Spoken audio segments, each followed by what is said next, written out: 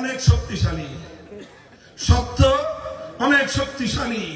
সত্যের অনুসারীরা কম হলেও তারা শক্তিশালী, মিথ্যার অনুসারীরা সংখ্যায় বেশি হলেও তারা দুর্বল। কথা বলেন ঠিক না বেঠিক? আরে ভাই, আমরা যে পথে চলতে চাই, আমরা যে পথকে ধারণ করেছি, আমরা যে পথের ঝান্ডা হাতে তুলে নিয়েছি, আল্লাহর কসম এটা কোরআনের পথ, এটা সত্যের পথ।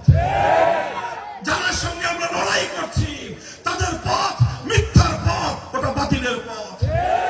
ওদেরকে পরাস্ত করার জন্য আমাদের সংখ্যা ওদের সমান হওয়ার প্রয়োজন নাই, ওদের অর্ধেক হওয়ার প্রয়োজন নাই।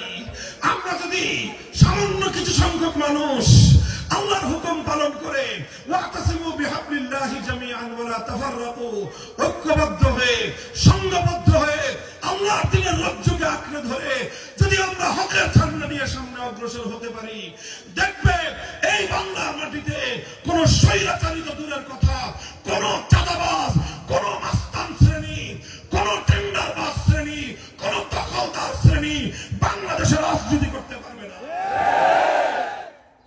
খুব বেশি কিছু লাগে না। 18 কোটি মানুষের মধ্যে 18 লক্ষ মানুষ যদি সত্যিকার অর্থে সংঘবদ্ধ হওয়ার মতো সংঘবদ্ধ হওয়া যায়, এ জাতির নেতৃত্ব সত্যপন্থীদের হাতে তুলে দেওয়া যায়।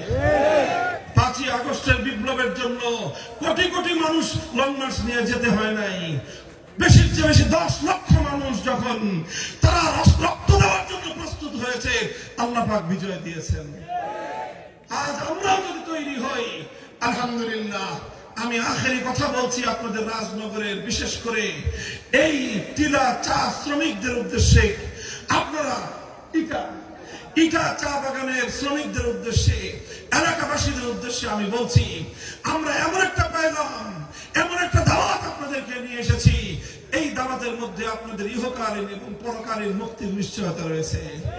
দুনিয়াতে আপনাদের রাজনৈতিক অধিকার প্রতিষ্ঠিত হবে, আপনাদের নিজস্ব ভোট এবং ভাতের অধিকার নিশ্চিত হবে, এবং আপনাদের হাতে সত্যের ঝান্ডা সমুন্নত হবে। এই সত্য পথের লড়াইয়ে খেলাফতের পথে থাকবেন তো ইনশাআল্লাহ?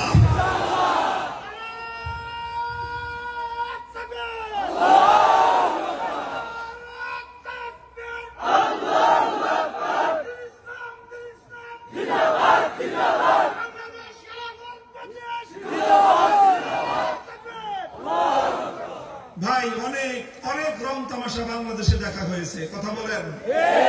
এই বাংলাদেশের মানুষ এক সময় সোনার বাংলাদেশ দেখেছে, এরপরে দেশের মানুষ নতুন বাংলাদেশ দেখেছে, এরপরে এই দেশের মানুষ সবুজ বাংলাদেশ দেখেছে, এরপরে বাংলাদেশের মানুষ ডিজিটাল বাংলাদেশ দেখেছে, এরপরে ডিজিটালের পরে স্মার্ট বাংলাদেশ দেখেছে।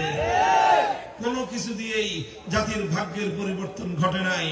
এজন্য আসুন আমরা শপথ করতে চাই, আগামীর বাংলাদেশ হবে ইসলামের বাংলাদেশ, আগামীর বাংলাদেশ হবে খেলাফতের বাংলাদেশ। সেজন্য নিজেদের সময় জান আর মালের কোরবানি দিবেন তো ইনশাআল্লাহ? প্রথমে আমাদেরকে ঘাম ঝরানো পরিশ্রম করতে হবে, করবেন ইনশাআল্লাহ? এরপরে রাতের অন্ধকার আল্লাহর দরবারে চোখের অশ্রু ছেড়ে দিয়ে সাহায্য চাইতে হবে, চাইবেন তো ইনশাআল্লাহ?